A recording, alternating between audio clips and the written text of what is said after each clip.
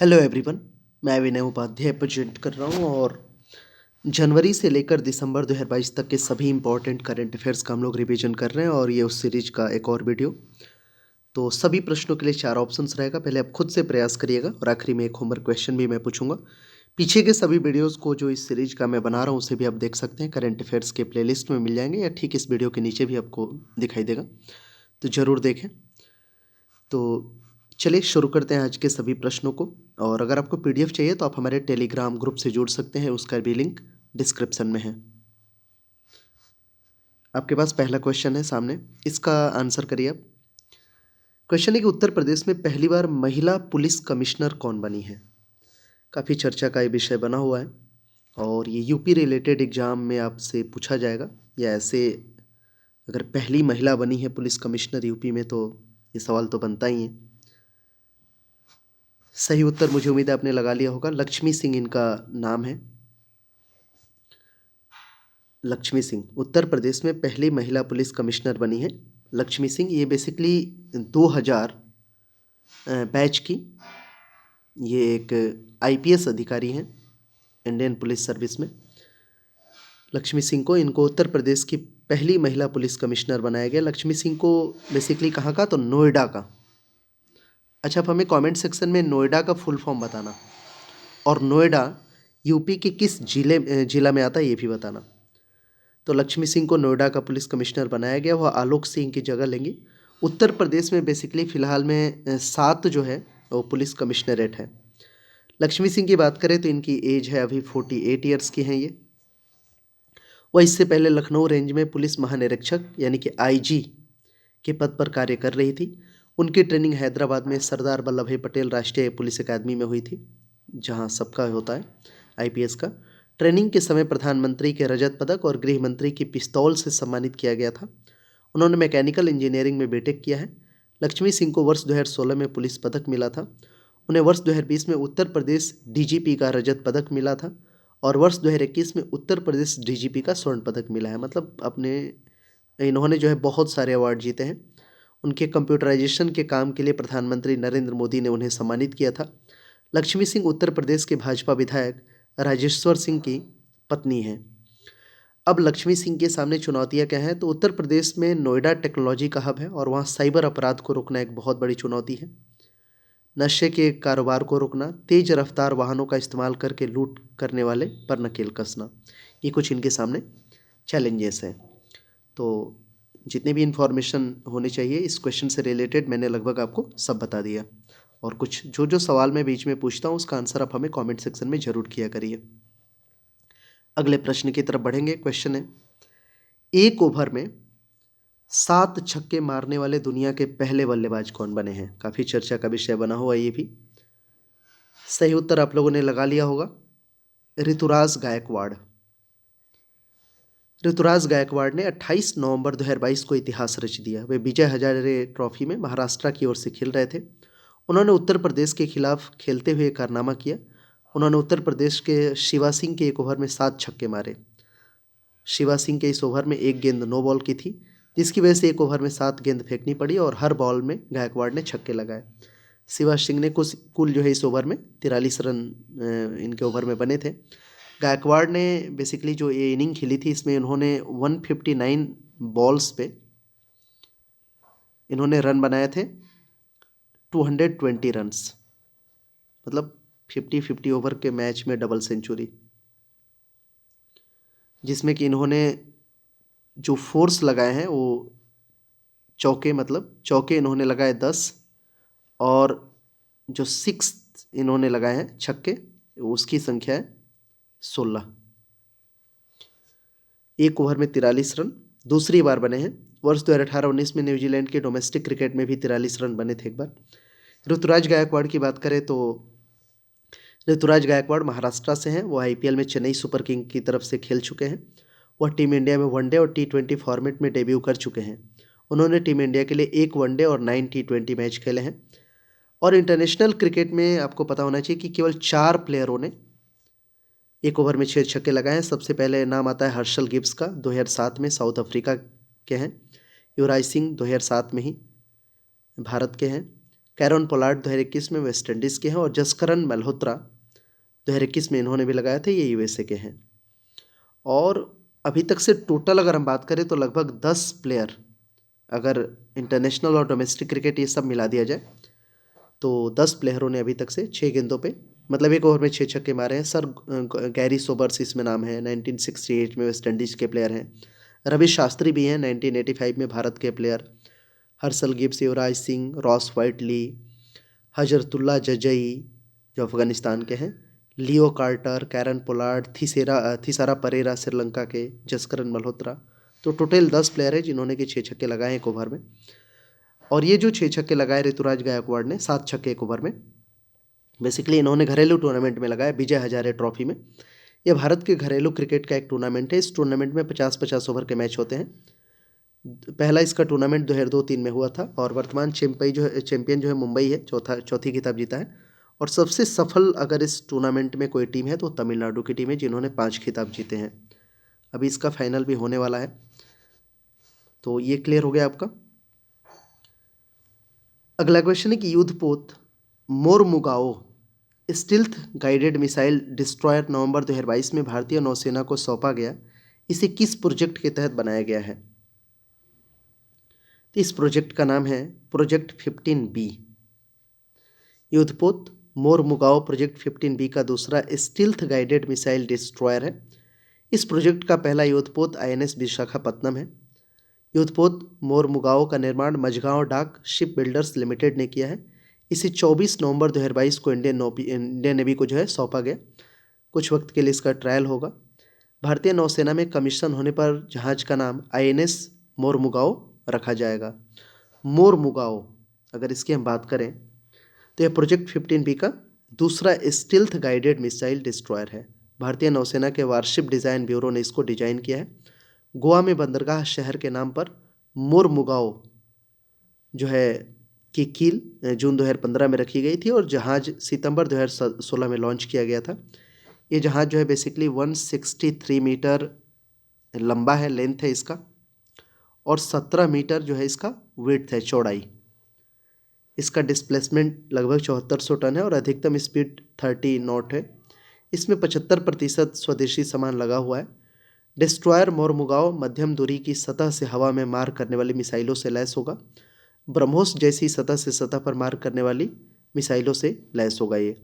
इसके अलावा यह स्वदेशी टॉर्पीडो, ट्यूब लॉन्चर, पनडुब्बी रोधी स्वदेशी रॉकेट लॉन्चर और 76 mm super rapid gun mount सहित स्वदेशी हथियारों से ये लैस होगा। अगर प्रोजेक्ट 15B की हम बात करें तो प्रोजेक्ट 15B के 4 जहाज़ों के लिए कॉन्ट्रैक्ट पर जनवरी 2011 में हस्ताक्षर किए थे। यह प्रोजेक्ट को पिछले एक दशक में शुरू किए गए प्रोजेक्ट 15A के तहत बनाए गए कोलकाता श्रेणी के डिस्ट्रॉयर पर आधारित है। प्रोजेक्ट 15B के पहले जहाज INS विशाखापत्तनम को नवंबर 2021 में भारतीय नौसेना में शामिल किया गया था। जो 4 पोत ये बनाने वाला है, एक तो हो गया विशाखापत्तनम, दूसरा मोरमुगाओ है, तीसरा इम्फाल और चौथा सूरत। इंडियन नेवी की हम बात कर रहे हैं तो इंडियन नेवी के एडमिरल R हरि कुमार हैं। Got it? तो याद रखिएगा, 15B इंडियन नेवी से रिलेटेड है। मलेशिया के नए प्रधानमंत्री कौन बने हैं? तो ये बने हैं अनवर इब्राहिम। अनवर इब्राहिम मलेशिया के नए प्रधानमंत्री बने हैं। अनवर इब्राहिम को 24 नवंबर 2022 को किंग सुल्तान अब्दुल्ला द्वारा प्रधानमंत्री नियुक्त किया गया था और शपथ दिलाई गई। अनवर इब्राहिम को मलेशिया का जो है ये 10वें प्रधानमंत्री बने हैं। मलेशिया की राजनीति में एक अनुभवी नेता, इब्राहिम ने एक छात्र कार्यकर्ता के रूप में अपनी राजनीतिक जीवन की शुरुआत की थी। 1990 के दशक में देश के डिप्टी PM भी रह चुके हैं। इब्राहिम के 1990 के दशक में अचानक बर्खास्त कर दिया गया और जेल में डाल दिया गया था। इन्हें बेसिकली 1998 में भ्रष्टाचार के आरोप में भी जेल हुई थी। वे अब 30 वर्ष बाद देश के प्रधानमंत्री बने हैं। थोड़ा सा अगर हम मलेशिया के पॉलिटिकल सिस्टम की बात करें तो मलेशिया में संवैधानिक राजतंत्र के साथ संसदीय लोकतंत्र है। किंग राज्य के प्रमुख होते हैं। किंग को यांग डी पैटुएन अंगोंग कहा जाता है। प्रधानमंत्री सरकार का हेड होता है जिसकी नियुक्ति किंग द्वारा की जाती है। संसद एक देश में सबसे महत्वपूर्ण संस्था है जो लोकतंत्र के सिद्धांतों का पालन करती है। मलेशिया की बात करें तो यहाँ की राजधानी है संघीय क्षेत्र कुआलालंपुर और यहाँ की मुद्रा है मलेशियाई रिंगिट। Got it? महासागरों के अध्ययन के लिए ओशियन सैट और 8 अन्य उपग्रहों के प्रक्षेपण के लिए इसरो ने किस रॉकेट का इस्तेमाल किया है? तो सही आंसर होगा ऑप्शन नंबर ए हो जाएगा PSLV। ऐसे इसका पूरा नाम हो जाएगा PSLV C-54। मतलब C-54 ये मिशनों की संख्या के अनुसार है। और रॉकेट की कैटेगरी की अगर बात करें तो PSLV XL ये है। इसरो ने PSLV C-54 रॉकेट का इस्तेमाल करके ओशियन सैट और 8 अन्य उपग्रहों को लॉन्च किया। इन 8 उपग्रहों में भारत और भूटान का उपग्रह भी शामिल है। यह PSLV का बेसिकली जो है 56वां मिशन है। लेकिन PSLV के बड़े संस्करण जिसमें ज़्यादा भारी उपग्रह ले जाया जा सकता है उसे PSLV XL कहते हैं। उसका ये 24वां मिशन है। इस मिशन में कुल जो है 321 टन भार को लॉन्च किया गया है। PSLV अगर C-54 की बात करें हम लोग तो इस मिशन से अर्थ ऑब्जर्वेशन सैटेलाइट EOS जिसको बोलते हैं और 8 नैनो उपग्रह सफलतापूर्वक लॉन्च किए गए हैं। इन 8 उपग्रहों में भारत और भूटान का INS-2B और एक आनंद, 4 एस्ट्रोकास्ट और 2 थाईबोल्ट उपग्रह हैं। आनंद नैनो उपग्रह बेंगलुरु बेस्ड फर्म पिक्सल का है। थाईबोल्ट नैनो उपग्रह हैदराबाद बेस्ड ध्रुव स्पेस कंपनी का है। और 4 एस्ट्रोकास्ट उपग्रह US based space flight company के हैं। तो यहाँ पे आप समझ गए ये EOS 6 है, INS-2B है। इनके अलग अलग उपयोग हैं। जैसे EOS 6 जो लॉन्च किया गया है इसके थ्रू EOS 6, तो इसका यूज मछली पकड़ने के क्षेत्रों की पहचान करने में किया जाएगा। समुद्र की सुरक्षा के लिए काम किया जाएगा। मौसम के पूर्वानुमान के लिए किया जाएगा। इसका उपयोग महासागर का अध्ययन करने में और डेटा को इकट्ठा करने में होगा। इसका उपयोग मौसम के बदलावों, चक्रवातों पर नज़र रखना और हवा के बहाव का डेटा जुटाना होगा। तो ये EOS 6 का काम होगा। EOS पूरा नाम हो जाएगा earth observation satellite. Got it. और एक INS-2B भी लॉन्च किया गया है। 2B INS-2B ऐसे करके ये भारत भूटान का संयुक्त रूप से बनाया गया उपग्रह है। ये पूरा जो सिस्टम है वो कौन कर रहा है? इसरो के बारे में आपको पता होना चाहिए। इंडियन स्पेस रिसर्च ऑर्गेनाइजेशन, इसका स्थापना 15 अगस्त 1969 को हुआ है। इसका मुख्यालय बेंगलुरु कर्नाटका में है और इसके अध्यक्ष हैं S सोमनाथ। Got it. किस राज्य ने एनीमिया की समस्या के निवारण के लिए एमलान एनीमिया मुक्त जो है लक्ष्य अभियान लॉन्च किया है? तो एमलॉन इसका मतलब ये पूरा नाम हो जाएगा एनीमिया मुक्त लक्ष्य अभियान ऐसे करके। तो इसे किया है शुरू उड़ीसा। एनीमिया के बारे में आपको पता होना चाहिए। एनीमिया जो है एक ऐसी स्थिति है जिसमें व्यक्ति के शरीर में खून की कमी हो जाती है। मतलब शरीर में रेड ब्लड सेल RBC जो है ये कम हो जाती है, जिसके चलते टिश्यू तक पर्याप्त मात्रा में ऑक्सीजन नहीं पहुंच पाती है। शरीर में हीमोग्लोबिन स्तर कम हो जाता है। इस समस्या से काफ़ी थकावट और कमजोरी महसूस होती है। इसमें त्वचा पीली पड़ने लगती है। तो उड़ीसा के मुख्यमंत्री जो है नवीन पटनायक, उन्होंने 23 नवंबर 2022 को अम्लान एनीमिया मुक्त लक्ष्य अभियान लॉन्च किया। इस अभियान का लक्ष्य उड़ीसा में महिलाओं और बच्चों में एनीमिया की समस्या को खत्म करना है और राज्य को एनीमिया मुक्त बनाना है। यह अभियान राज्य भर के 55,000 सरकारी सहायता प्राप्त स्कूलों और 74,000 आंगनबाड़ी केंद्रों में शुरू किया जाएगा। इस अभियान में और क्या क्या है? तो आयरन और फॉलिक एसिड की पूरकता, हीमोग्लोबिन की टेस्टिंग, एनीमिया के मामलों का इलाज, सर्विस प्रोवाइडर्स की क्षमता निर्माण, सामाजिक व्यवहार परिवर्तन संरचना, उपरोक्त सभी चीज़ों को मतलब जो है मजबूत किया जाएगा। अब इस अभियान से फ़ायदा क्या होगा? तो इस अभियान से राज्य के लगभग 1.37 करोड़ जो लोगों को फ़ायदा होगा। इनमें गर्भवती महिलाएं, स्तनपान कराने वाली माताएं, प्रजनन आयु वर्ग की महिलाएं, किशोरियां और बच्चे शामिल हैं। एनीमिया से लड़ने के लिए से केंद्र सरकार ने भी बहुत सारे पहल बना रखे हैं। जैसे एक AMB है, एनीमिया मुक्त भारत स्ट्रैटेजी, एक PMSMA है, प्रधानमंत्री सुरक्षित मातृत्व अभियान, और एक उड़ीसा का ये पहल है। Got it. उड़ीसा की हम बात कर रहे हैं तो राजधानी भुवनेश्वर, मुख्यमंत्री नवीन पटनायक और राज्यपाल Ganeshi Lal. International electrotechnical commission के उपाध्यक्ष के पद के चुनाव में किस देश ने जीत हासिल की है?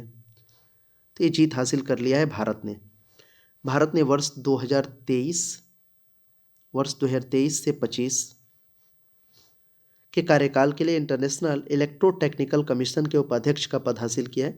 भारत ने स्ट्रेटेजिक मैनेजमेंट बोर्ड के अध्यक्ष का पद भी हासिल किया है। इस बोर्ड में भी कार्यालय जो है 2 वर्ष 2023 से 25 तक का होगा। इंटरनेशनल इलेक्ट्रोटेक्निकल कमीशन के उपाध्यक्ष के पद पर भारत का प्रतिनिधित्व बिमल महेंद्रू करेंगे। इंटरनेशनल इलेक्ट्रोटेक्निकल कमीशन की बैठक अमेरिका के सैन फ्रांसिस्को में हुई। इस बैठक में सभी 89 जो सदस्य हैं इसके, उन्होंने मतदान दिया। इसमें भारत को लगभग 90% से ज़्यादा वोट मिले। इंटरनेशनल इलेक्ट्रोटेक्निकल कमीशन बेसिकली अगर बात करें तो ये इंटरनेशनल लेवल पर इलेक्ट्रिकल और इलेक्ट्रॉनिक सामान के इंटरनेशनल ट्रेड इंफ्रास्ट्रक्चर की क्वालिटी को बेहतर बनाने के लिए काम करती है। इस कमीशन का स्थापना 1906 में हुआ था। इसका मुख्यालय जेनेवा स्विट्जरलैंड में है। भारतीय रेलवे वर्ष 2025-26 से किस ट्रेन को निर्यात करने की योजना बना रहा है? तो वंदे भारत एक्सप्रेस। रेलवे मंत्री जो है अश्विनी वैष्णव, इनके अनुसार कई देशों ने भारत की वंदे भारत ट्रेन के लिए दिलचस्पी दिखाई है। रेलवे अब इसे निर्यात करने की योजना बना रहा है। मंत्री का कहना है कि जिस तरह भारत ब्रह्मोस मिसाइल का निर्यात कर रहा है, उसी प्रकार भारत वंदे भारत एक्सप्रेस ट्रेन का भी निर्यात करेगा। भारतीय रेलवे वर्ष 2025-26 तक यूरोप, दक्षिण अमेरिका, पूर्वी एशिया के बाजारों में वंदे भारत ट्रेन के निर्यात करने की योजना बना रहा है। रेलवे स्लीपर कैटेगरी वाली स्वदेशी ट्रेन का नया संस्करण वर्ष 2024 तक लॉन्च करेगा।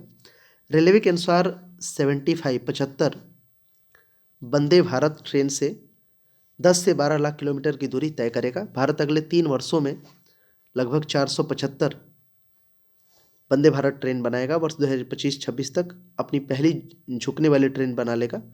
झुकने वाली ट्रेन ब्रॉडगेज ट्रैक पर तेज गति से मोड़ आने पर वे झुकने में सक्षम होगी। इस तकनीक का उपयोग करके 100 वंदे भारत ट्रेन बनाई जाएगी। वंदे भारत ट्रेन की हम बात कर रहेंगे तो आपको याद होगा वर्ष 2019 में नई दिल्ली और वाराणसी के बीच पहली बार ये चली थी ट्रेन। भारत में अभी वंदे भारत की जो है 5 ट्रेनें चल रही हैं, उनमें से 2 पुरानी पीढ़ी की और 3 नई पीढ़ी की। तो पहली तो यही हो गई नई दिल्ली से वाराणसी वंदे भारत एक्सप्रेस। दूसरा है नई दिल्ली से कटरा वंदे भारत एक्सप्रेस। तीसरा मुंबई से गांधीनगर वंदे भारत एक्सप्रेस। चौथा है नई दिल्ली से ऊना वंदे भारत एक्सप्रेस। और पांचवा है मैसूर से चेन्नई वंदे भारत एक्सप्रेस। तो ये 5 चल रही हैं ये फिलहाल में। हरिमोश शक्ति 2022 सैन्य अभ्यास भारत और किस देश के बीच शुरू हुआ है? तो भारत और मलेशिया के बीच। हरिमोश शक्ति सैन्य अभ्यास की शुरुआत ये 28 नवंबर 2022 से हुई और इसका समापन 12 दिसंबर 2022 को होगा। यह अभ्यास भारतीय सेना की गढ़वाल राइफल्स रेजिमेंट और मलेशिया सेना की रॉयल मलय रेजिमेंट के बीच हो रहा है। इसे मलेशिया के पुलाई क्लुआंग में आयोजित किया गया। इसका उद्देश्य जंगली इलाकों के अभियानों की योजना बनाना है। उन्हें पूरा करने में दोनों सेना एक दूसरे का सहयोग करेगी।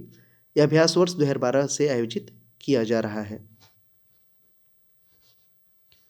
रासायनिक युद्ध के सभी पीड़ितों के लिए स्मरण का एक यादगार दिवस कब मनाया जाता है? तो ये 30 नवंबर को मनाया जाता है। यह दिन उन लोगों को सम्मानित करने और याद करने का अवसर प्रदान करता है जो रासायनिक युद्ध के दौरान पीड़ित हुए और मारे गए। इसी से रिलेटेड एक सवाल रहेगा कि भोपाल गैस ट्रेजेडी ये कब हुआ था और इसमें कितने लोग मारे गए थे और इसमें कौन सा गैस का रिसाव हुआ था? आप हमें कमेंट सेक्शन में बताना। और एक और आपका आज के लिए आप लोगों के सवाल है, भारत के पहले private space vehicle launch pad को किस स्टार्टअप कंपनी ने श्रीहरिकोटा में स्थापित किया है? तो आपके पास ऑप्शन है Skyroot Aerospace, Agnikul Cosmos, Abhinav Aerospace, Adani Aerospace. इस प्रश्न का आंसर आप हमें कमेंट सेक्शन में करिएगा। आपका होमवर्क क्वेश्चन है। और अगर वीडियो अच्छा लगा होगा तो ज़रूर लाइक और शेयर करिएगा। चैनल पर नए हैं तो सब्सक्राइब कर लीजिएगा, बेल बटन दबा लीजिएगा। इसी तरह के बेहतरीन वीडियोज़ के लिए जुड़ते रहिए। और आप हमें टेलीग्राम, फेसबुक, इंस्टाग्राम सब जगह फॉलो कर सकते हैं। सभी चीज़ों का लिंक डिस्क्रिप्शन में है। पीछे के भी सभी वीडियोज़ को जरूर देखते रहिए। Thank you so much for watching this video. मिलते हैं नेक्स्ट वीडियो के साथ। तब तक के लिए बाय, टेक केयर।